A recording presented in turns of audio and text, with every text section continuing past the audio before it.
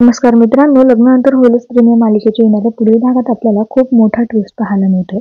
आता आपल्याला पाहायला मिळते की देशमुखांच्या घरी मोठी सत्यनारायण पूजा ठेवलेली असते आणि याच पूजेबद्दल मालिनी आता नंदिनीला, जीवाला, पार्थला, काव्याला सांगायला जाते.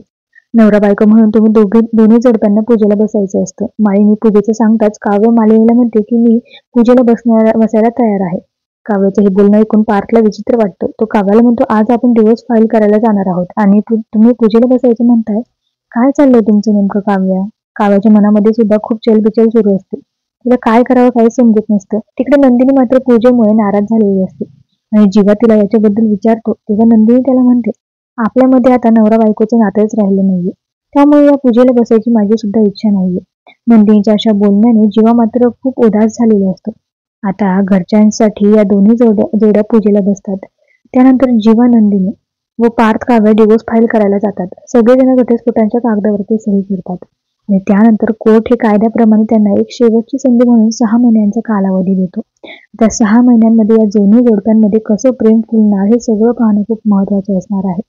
पण तुम्ही मालिका पाहताय का? मालिका तुम्हाला आवडते का? ते कमेंटमध्ये कळवायला विसरू नका. धन्यवाद.